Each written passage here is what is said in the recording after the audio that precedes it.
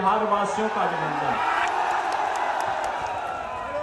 और इसलिए बहनों और भाइयों, आज मैं आपसे कहने के लिए आया हूं, एक तरफ नौजवान के लिए आजीविका है, पीएम स्टार्टअप की योजना, पीएम स्टैंड अप की योजना, प्रधानमंत्री मुद्रा योजना, और इस बार तो संकल्प पत्र में एक बात और कह दी गई, अब तक 10 लाख रुपए तक का नौजवानों को ब्याज फ्री लोन मिलता था, अब इसकी राशि को बढ़ाकर के 20 लाख कर देंगे। बहनों और भाइयों, आरजेडी रंगदारी वसूली से फुर्सत हो तब ना, आज बीजेपी और एनडीए की सरकार में रंगदारी नहीं, स्ट्रीट वेंडर को पीएम स्वनिधि योजना का लाभ मिल रहा है, और पीएम स्वनिधि का दायरा बढ़ा करके गांव के ठेला खोमचा रेड़ी लगाने वाले लोगों को, पटरी व्यवसायियों को भी इसका लाभ प्राप्त होगा। कल के संकल्प पत्र में भारतीय जनता पार्टी ने घोषणा कर दी है। बहनों और भाइयों, आरजेडी हो या उनके सहयोगी दल, ये तमंचा लहराने वाले लोग हैं, इनको टैबलेट से क्या मतलब, इसलिए डिजिटल इंडिया का विरोध करते हैं। और बहनों और भाइयों, भारतीय जनता पार्टी और सहयोगी दल आपको डिजिटल इंडिया में ले जाकर के आत्मनिर्भर भारत और विकसित भारत की परिकल्पना को साकार बनाने के एक सारथी के रूप में आगे बढ़ाना चाहते हैं।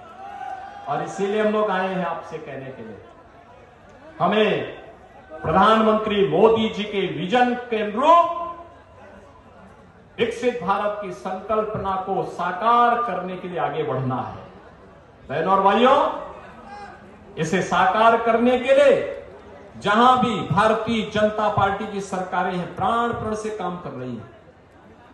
आपने देखा होगा उत्तर प्रदेश में 7 वर्ष में दंगा नहीं हुआ, वहां कोई दंगा नहीं, कोई कर्फ्यू नहीं। विवेक जी तो विधानसभा चुनाव में, जब मैं विधानसभा का चुनाव लड़ रहा था 2022 में, ये कई महीने तक, लगभग 6 महीने 1 साल तक इन्होंने उत्तर प्रदेश में कैंप किया था, और वहां पे भारतीय जनता पार्टी के कार्यकर्ताओं का सहयोग करते हुए उनका मार्गदर्शन कर रहे थे। बहनों और भाइयों, तिनका भी नहीं हिलता। हमने केवल अयोध्या में रामलला कोई विराजमान नहीं किया है, वहां के माफिया और अपराधियों को राम नाम सत्य है की यात्रा में भेजने का काम किया। आप देखते होंगे ना, कुछ जेल चले गए, कुछ जहन्नुम चले गए, और कुछ लोगों की यात्रा स्वतः ही आगे बढ़ गई है। तो भारतीय जनता पार्टी केवल ये काम कर सकती है, और इसीलिए हम लोग आए हैं। विवेक ठाकुर जी नवादा से भारतीय जनता पार्टी और सहयोगी दलों ने प्रत्याशी बनाए हैं। बहनों और भाइयों, देश के सबसे प्रतिष्ठित चिकित्सक, भारत के पूर्व स्वास्थ्य मंत्री, जिन्होंने अटल जी के साथ मिलकर के देश के अंदर एम्स की श्रृंखला को बढ़ाने का एक धागा खींचा था, ऐसे डॉक्टर सीपी ठाकुर जी के सुपुत्र हैं श्री विवेक ठाकुर। एक पढ़े लिखे, सुसभ्य, सुसंस्कृत युवा है, जुझारू है, कार्य करने का एक मादा रखते हैं, आपके लिए जूझने के लिए जज्बा रखते हैं, और इसके लिए एनडीए ने उन्हें अपना प्रत्याशी बना करके आपके बीच भेजा है। बहनों और भाइयों, चुनाव के दौरान ये उम्मीद करना कि प्रत्याशी घर घर जाए, गांव गांव जाए, ये मुझे लगता है कुछ ज्यादती हो जाएगी। चुनाव के बाद तो 5 साल आपके पास समय है, पूरे देश के अंदर एक ही आवाज है, और वह है फिर एक बार। देखो, मैं कल ही उत्तराखंड था, उसके 2 दिन पहले मैं महाराष्ट्र में था, उसके 1 दिन पहले मैं जम्मू कश्मीर में था, उसके 3 दिन पहले मैं राजस्थान में था, और बहनों और भाइयों, सब और यही आवाज है, फिर एक बार मोदी सरकार, अब की बार 400 पार। क्या है इस बार? उधर सड़क वाले भी बोल दें थोड़ा भैया, आपकी आवाज कम से कम, अरे यूपी तक और अयोध्या तक तो पहुंचा दीजिए, अयोध्या का चुनाव बाद में होना है। और बिहार की आवाज तो अयोध्या जरूरी पहुंचनी चाहिए। ये सीतामढ़ी की आवाज है और अयोध्या तक जरूर पहुंचनी चाहिए। और इसलिए बहनों और भाइयों, इसीलिए आज मैं आपके पास आया हूं, एक सुयोग्य पिता की, सुयोग्य स्वर्गीय कर्पूरी ठाकुर की भी पावन धरा नवादा है। बिहार ने देश को सब कुछ दिया। देश के संविधान निर्माण समिति के अध्यक्ष राजेंद्र बाबू से लेकर के इस धरती ने पूर्व मुख्यमंत्री श्री कृष्ण बाबू को भी इसी धरती ने दिया। और बहनों भाइयों, चाहे वह देश के लोकतंत्र को बचाने वाले जयप्रकाश नारायण जी की पावन धरा के रूप में बिहार की पहचान हो, या फिर बहनों और भाइयों, कर्पूरी ठाकुर ने सामाजिक न्याय के माध्यम से जो अलग जगाने का काम किया था, उस धरा को मैं कोटि कोटि नमन करते हुए आप सबका हृदय से अभिनंदन करता हूं। बहनों और भाइयों,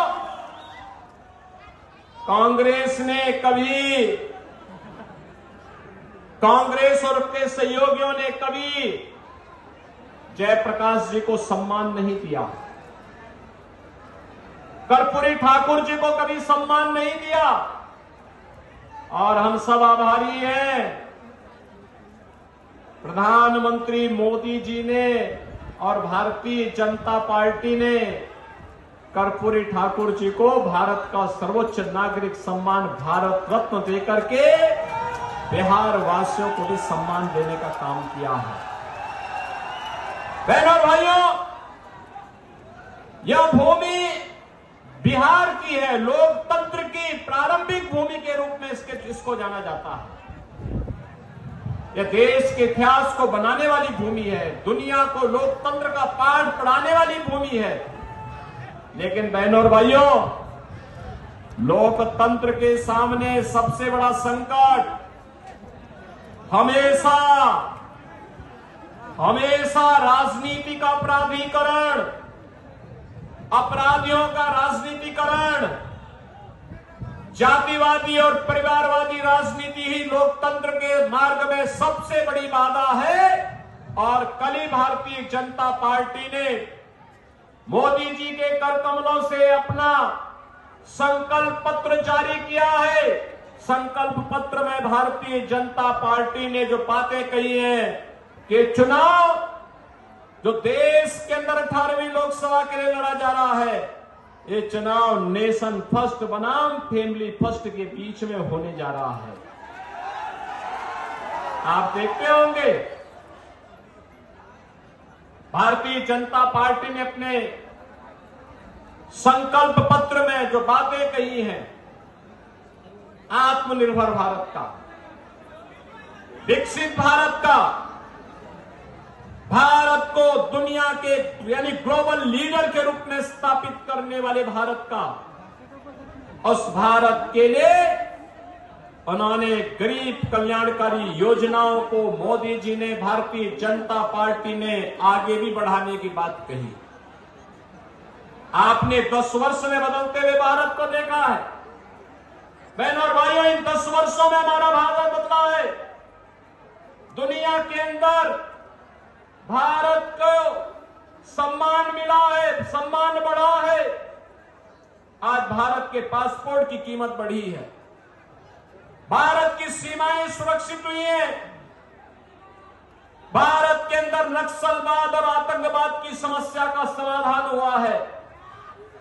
आप जानते होंगे 2019 के पहले जम्मू कश्मीर के अंदर शेष भारत का कोई नागरिक जमीन नहीं खरीद सकता था, नहीं खरीद सकता था। आज धारा 370 हटी।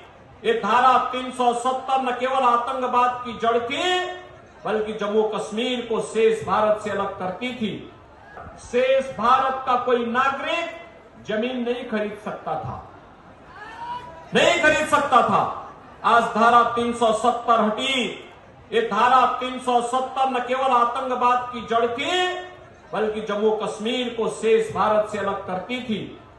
धारा 370 के खिलाफ श्यामा प्रसाद मुखर्जी जी ने अभियान चलाया था। 1952-53 में उन्होंने कहा था एक देश में दो प्रधान, दो विधान, दो निशान नहीं चलेंगे, नहीं चलेंगे। बहनों और भाइयों, 1953 में डॉक्टर श्यामा प्रसाद मुखर्जी शहीद हो गए, कश्मीर के लिए बलिदान हो गए। लेकिन भारतीय जनता पार्टी नारा लगाती थी, जहां हुए बलिदान मुखर्जी, वह कश्मीर हमारा है। और बहनों भाइयों, मोदी जी ने और देश के गृह मंत्री अमित शाह जी ने डॉक्टर श्यामा प्रसाद मुखर्जी के सपने को साकार किया। कश्मीर में धारा 370 समाप्त करके आतंकवाद की ताबूत पर अंतिम कील ठोकने का काम भी किया। बहनों भाइयों, याद रखना, एक सुरक्षित माहौल में ही हम विकास की और सुशासन की परिकल्पना को आगे बढ़ा सकते हैं। नौजवानों के लिए रोजगार और आजीविका के साधन बढ़ा सकते हैं, कनेक्टिविटी को बेहतर कर सकते हैं, नौकरी और रोजगार की ढेर सारी संभावनाओं को आगे बढ़ा सकते हैं। और सुरक्षा का वातावरण आज नए भारत में है। आज देश के अंदर विकास के बड़े बड़े कार्य हो रहे हैं, हाईवे बन रहे हैं, रेलवे की बेहतर कनेक्टिविटी बनी है, एयरपोर्ट बन रहे हैं, आईआईटी बन रही है, आईआईएम बन रहे हैं, एम्स बन रहे हैं, one district one medical college बन रहे हैं, वर्ल्ड क्लास यूनिवर्सिटीज का निर्माण हो रहा है, हर घर नल की योजना साकार हो रही है। और गरीब कल्याणकारी योजनाओं की तो कोई सानी ही नहीं। बहनों और भाइयों, याद करिए, 14 के पहले लोग भूखों मरते थे, भूख से मौत की शिकायतें आती थी, किसान आत्महत्या करता था, नौजवान पलायन करता था, महिलाओं के सामने आजीविका का साधन नहीं होता था। 2014 के बाद आपने बदलते हुए भारत को देखा है। आज आप देख रहे होंगे, पिछले 4 साल से देश के अंदर 80 करोड़ लोगों को फ्री में राशन की सुविधा का लाभ प्राप्त हो रहा है। 60 करोड़ लोगों को 5 लाख रुपए की आयुष्मान भारत की स्वास्थ्य बीमा का कवर मिला है। 50 करोड़ गरीबों के लिए जनधन अकाउंट खोल करके दिल्ली से आने वाला पैसा उनके अकाउंट में आएगा, इस बात की गारंटी दे दी गई। 12 करोड़ अन्नदाता किसान को प्रधानमंत्री किसान सम्मान निधि का लाभ दे दिया गया। और बहनों और भाइयों, 12 करोड़ गरीबों के शौचालय भी बने हैं। 10 करोड़ गरीब महिलाओं को उज्ज्वला योजना के कनेक्शन भी मिले हैं। 4 करोड़ गरीबों के मकान मिले हैं। और कल के संकल्प पत्र में भारतीय जनता पार्टी ने कहा है कि अभी 10 वर्ष में 4 करोड़ गरीबों के मकान बने हैं, अगले 3 वर्ष में, अगले 5 वर्ष में 3 करोड़ और लोगों के मकान बनाएंगे। बहनों और भाइयों, ईश्वर लालू जी को स्वस्थ करे, वह आबादी बढ़ाए और भाजपा आवास बनाने का काम करेगी। आवास बनाने का काम भाजपा करेगी। 3 करोड़ गरीबों को फिर से आवास मिलेगा। बहनों और भाइयों, 2.5 करोड़ गरीबों को